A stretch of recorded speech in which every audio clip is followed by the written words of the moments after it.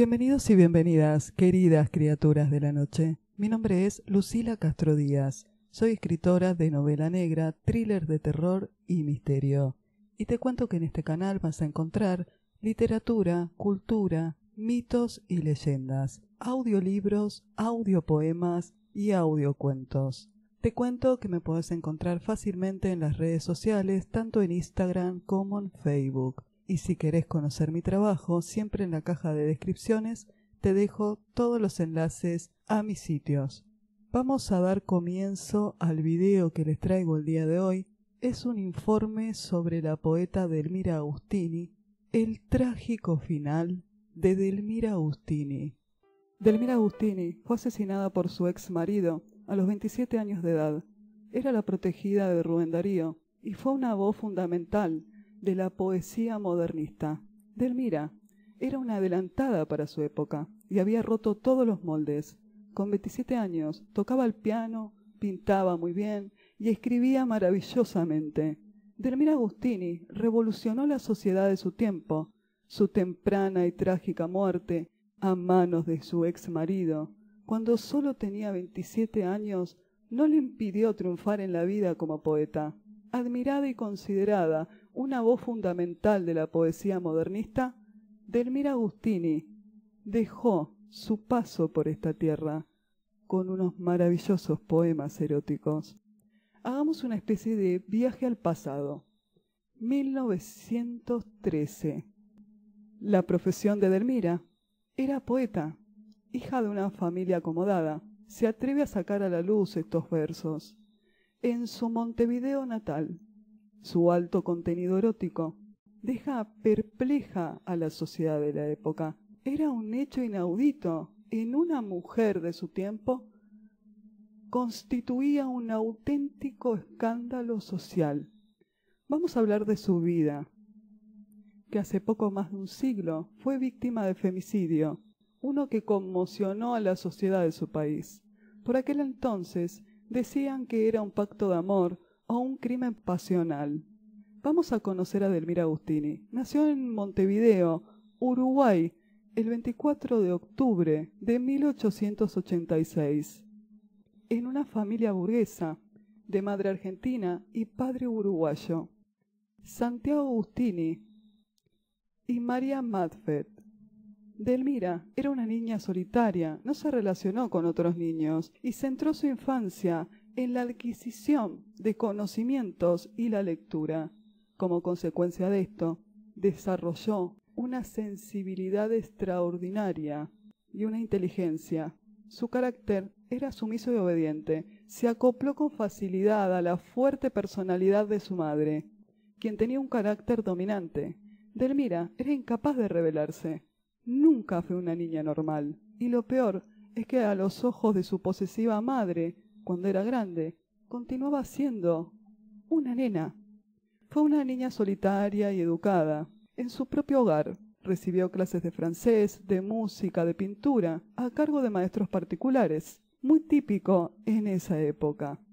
A los 5 años ya sabía leer y escribir correctamente, y a los 10 años ya componía versos y ejecutaba en el piano piezas difíciles. Sus cualidades artísticas, valoradas y apropiadas por sus padres, a quienes se les atribuyó una excesiva sobreprotección en su hija. Delmira era una mujer muy típica victoriana, alta, robusta, con un rostro armonioso y ojos claros.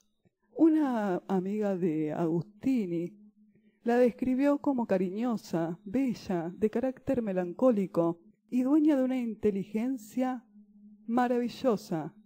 El profesor de música sostuvo que Delmira estaba muy bien dotada para la música, que tenía mucho talento. Dijo que todo lo hacía bien, que era humilde, nada pedante, reservada y muy sumisa a su madre, a quien parecía estar encadenada. Nunca fue a una escuela donde pudiera tener amigos y pudiera tener una vida social. Delmira era una mujer tranquila, callada, introvertida, pero por dentro su personalidad bullía en un deseo de expresión que sólo lo logró radicar hacia afuera mediante la poesía. La madre de Delmira tenía un carácter autoritario y un poco absorbente que marcó la personalidad de la joven poeta. Ante su familia tenía un carácter dócil, pero desarrolló en secreto su verdadera personalidad de poeta, en versos de un erotismo encendido, triunfal y agónico. Dijeron de ella, sus padres, que fue una niña perfectamente casta hasta el día de la muerte, y nunca, ningún hombre que su marido tuvo trato carnal con ella. Los versos eran su mayor placer, pero también su tormento. A veces su tensión nerviosa se ve en sus poemas. Yo casi preferiría que no escriba, decía su madre. Delmira era sencilla y dulce, recatada. Esa misma mujer que luego, en la alta noche, en las madrugadas, era capaz de escribir versos inquietantes, llenos de pasión. Tenía 17 años cuando aparecieron publicados sus primeros poemas y relatos en conocidas revistas de entonces. A los 18 años escribía columnas en La Arbolada y rápidamente se convirtió en un personaje de la vida cultural, siempre acompañada por su madre.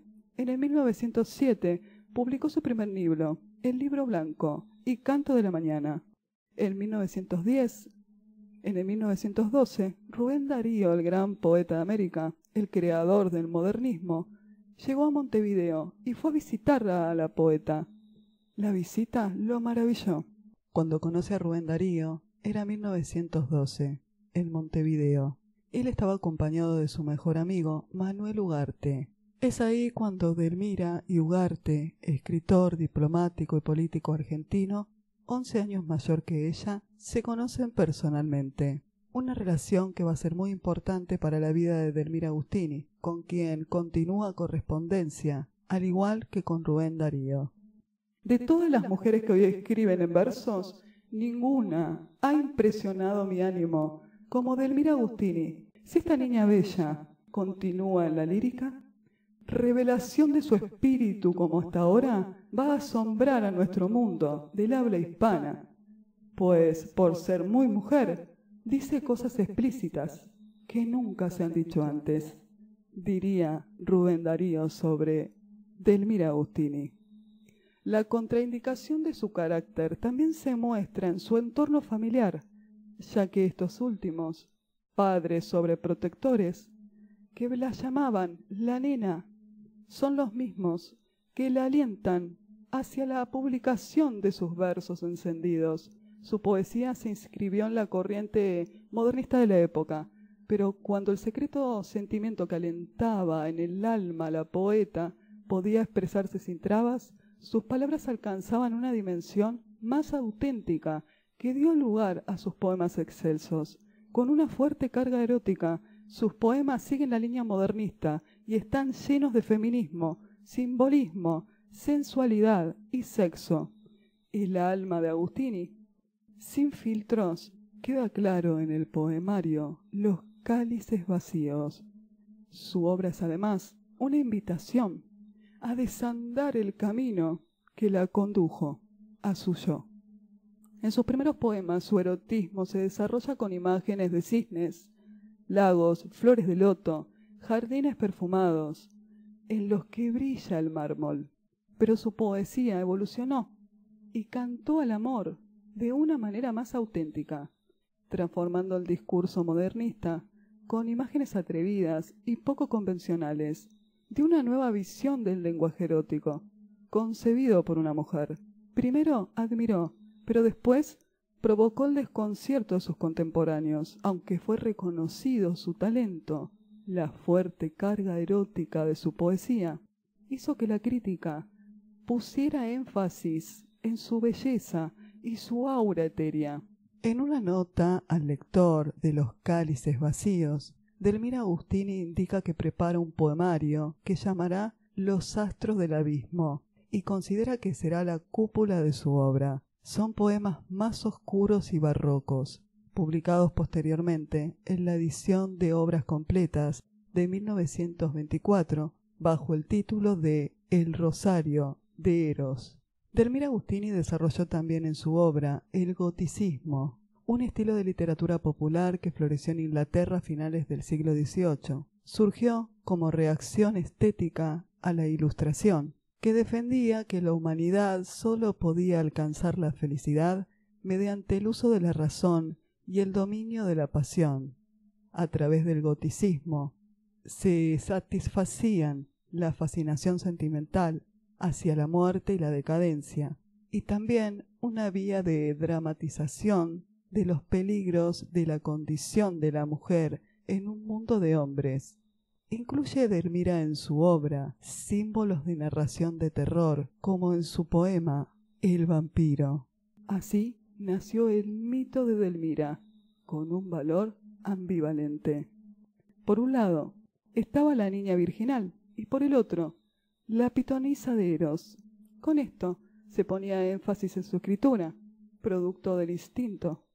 Con la publicación de Los cálices vacíos en el 1913, el escándalo fue mayor, puesto que no se entendía que una mujer fuera el sujeto de deseo.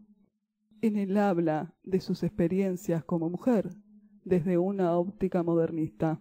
Su poesía sorprendió y escandalizó a la vez. Edelmira se casó con Enrique Job Reyes, un joven comerciante, en el 1913. Nunca se supo muy bien, pero aparentemente este matrimonio de Edelmira con Enrique fue por su madre, esos casamientos arreglados de la época. Yo no sé si usted habrá mirado alguna vez La locura cara a cara y ha luchado con ella. A mediados de octubre pienso internar mi neurosis en un sanatorio. Desde donde bien o mal saldré en noviembre para casarme. He resuelto arrojarme al abismo del matrimonio. No sé, tal vez me espere la felicidad. La vida es tan rara, había dejado escrito en una carta a Ugarte, donde se ve la presión por el casamiento. Edelmira Agustini tenía dos amores antes de casarse con Enrique. Uno era Rubén Darío y el otro era el escritor Manuel Ugarte, al cual ella, en una carta, le confiesa su amor, y Manuel Ugarte le escribe una carta respondiendo que llega el día antes de que Edelmira se case con Job. Ugarte al parecer era el gran amor de la vida de Edelmira. Tenían un noviazgo al final de esta historia. Fue testigo de la boda. Era un escritor argentino, amigo de Darío. A los 53 días de casada, volvió a la casa de sus padres, quizás por estar enamorada del escritor Manuel Ugarte, con el que hacía tiempo se escribían cartas y a quien solía ver en Montevideo. Una noche regresó a la casa de sus padres, diciendo que no soportaba más tanta vulgaridad, y nunca más regresó a la casa con su marido. Reyes aceptó seguir viéndola, seguir encontrándose con ella, después de divorciarse como amantes. Yo me encargaré de romper los devaneos y alejarla de toda preocupación intelectual. Es una mujer como otras, la poesía y el piano. Son entretenimientos de solteras. Dicen que dijo su flamante esposo. Hubo demasiadas voces de poetas cercanos a Edelmira Agustini que señalaron que ella ya estaba enamorada de Manuel Ugarte. Edelmira continuó cortejándose con Ugarte después de su divorcio, pero esta vez con un tinte más erótico. Llegó a confesarle en una carta: «Piense usted que esas dos palabras que yo pude en conciencia decirle el otro día de conocerlo han debido ahogarse en mis labios, ya que no en mi alma. Para ser absolutamente sincera, yo debí decirlas. Yo debí decirle que usted hizo el tormento de mi noche de bodas y de mi absurda luna de miel. Lo que pudo ser a la larga una novela humorística se convirtió en tragedia. Lo que yo sufrí aquella noche no podré decírselo nunca. Entré a la sala como a un sepulcro, sin más consuelo que el de pensar que lo vería. Mientras me vestía pregunté no sé cuántas veces si había llegado. Podría contarle todos mis gestos de aquella noche, la única mirada consciente que tuve, el único saludo inoportuno que inicié fueron para usted. Tuve un relámpago de felicidad. Me pareció un momento que usted me miraba y me comprendía, que su espíritu estaba bien cerca del mío, entre toda aquella gente molesta. Después, entre besos y saludos, lo único que yo esperaba era su mano. Lo único que yo deseaba era tenerle cerca un momento, el momento del retrato, y después sufrir hasta que me despedí de usted, y después sufrir más, sufrir lo indecible. En una correspondencia, Ugarte le responde: será vanidad o misterioso presentimiento, pero siempre he pensado que la serpiente ondularía mejor si yo la acariciara. No sea orgullosa, y estrechémonos otra vez las manos fuertemente, y déjeme que me acerque bien a usted, que le haga crujir apretándola contra mi cuerpo, y que ponga al fin en su boca, largo, culpable, inextinguible, el primer beso que siempre nos hemos ofrecido. Delmira le responde: todavía me dura la embriaguez deliciosa de su última carta, y si le dijera que hoy sufro escribiéndole, me da miedo de parecer decirle demasiado, y siento que todo lo que diga me parecerá poco. Sin embargo, el deseo intenso, hasta doloroso, de volver a ver su letra, lo vence todo. Tras la separación de su marido, regresó a casa de sus padres. Solo traía por equipaje un libro de Ugarte, la novela de las horas y los días. En las cartas de Delmira a su marido, Enrique Job Reyes, sobresale una jerga infantil y algunas frases terriblemente caprichosas, muy diferentes al tono apasionado y al estilo más literario de las cartas que se enviaba con Manuel Ugarte. Al regresar a la casa de sus padres, Delmira pidió el divorcio el 13 de noviembre, alegando hechos graves que imposibilitan cualquier reconciliación, y siendo una de las primeras mujeres que utilizó los derechos que le daba la entonces nueva ley uruguaya. Se había aprobado ese mismo año. Le permitía solicitar a la mujer el divorcio, con su sola voluntad. Delmira también mencionó en la demanda las amenazas sufridas tras la separación de hecho. Quizás fueron esas amenazas las que llevaron a Delmira a seguir frecuentando a su ex marido. Recordemos que Delmira había sido criada por una madre autoritaria, estaba acostumbrada a decir que sí, estaba siempre presionada, seguramente el marido la presionó para seguir viéndola. Es muy entendible que ella haya seguido viendo a su ex marido. En uno de esos encuentros, Job Reyes la asesinó.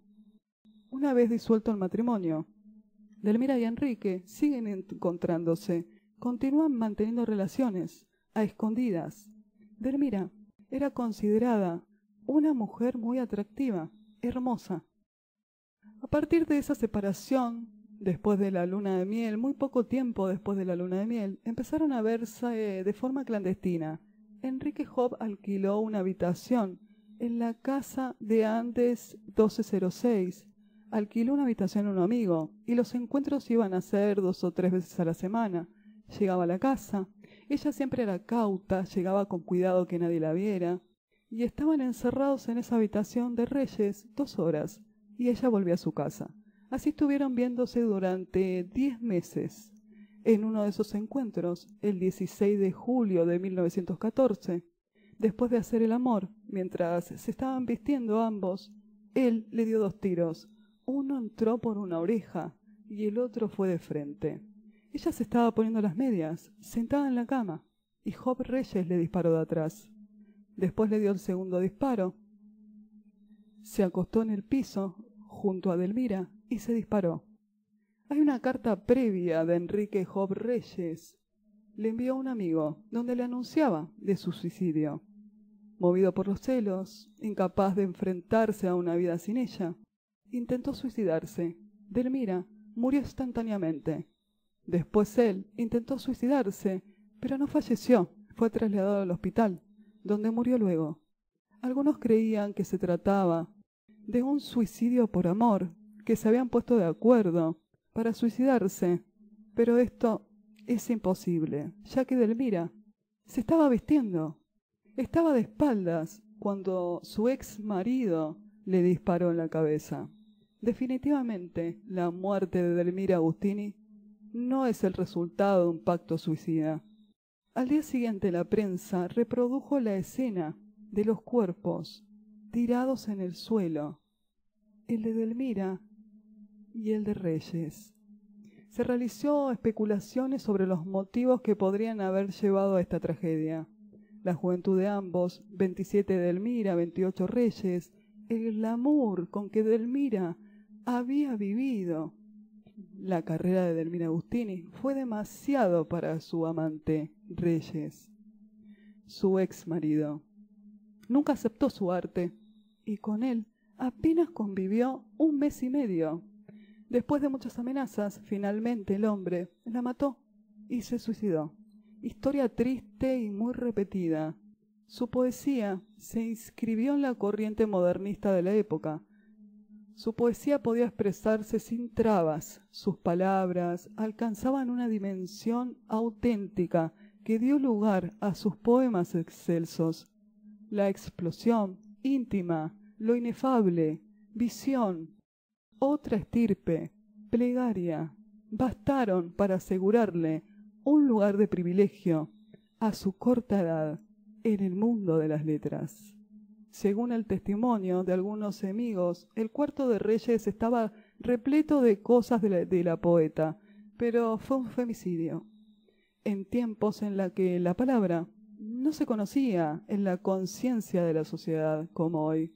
Los restos de la poeta descansan en el cementerio central de Montevideo. Su historia y las de todas sus víctimas de violencia de género cuentan con un memorial en la calle Andes 1206, donde Delmira Agustini fue asesinada por su ex marido.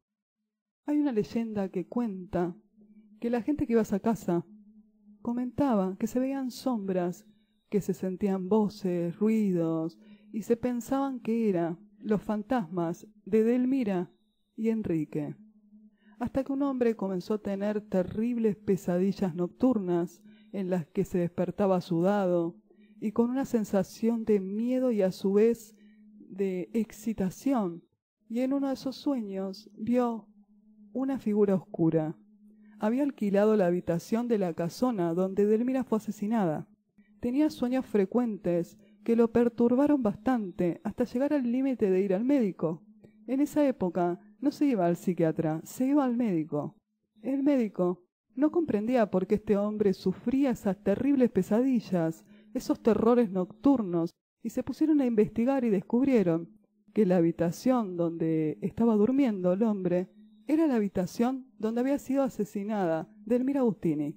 Según se creía, su fantasma se le aparecía a este hombre, enseñándole su tristeza. Pero sin dudas, el mejor fantasma de Delmira Agustini está en su propia poesía. Después de la muerte de Delmira Agustini, se publicó El Rosario de Eros en el 1924, Los Astros del Abismo en el 1924 y Correspondencia íntima en el 1968. La vida de Delmira Agustini es tan llamativa como su poesía, muy trágica. A mí sinceramente esta poeta maravillosa me tocó en el alma y me entristeció mucho saber todo lo que nos perdimos cuando Delmira Agustini fue asesinada por su ex marido. Qué mejor que las palabras de Alfonsina Storni. Silenciada en plena primavera, solo nos queda aferrarnos a los libros de Delmira y mirar admirados esa vitalidad profunda, esa carne inquietada por la sed del espíritu, ese caer y levantarse continuo, esta feroz feminidad avasallante que hizo producir una nueva poesía, desconocida, candente, porque es la expresión viva de un talento excepcional, suerte de llamarada ardiente que se levantó como un volcán de este suelo, iluminó el cielo americano, se corrió hacia España y levantó en el mundo de habla castellana un rumor de admiración, de aplauso, de consagración, nunca la amaremos bastante. Si te gustó este informe, te invito a que te suscribas a mi canal y me dejes un comentario.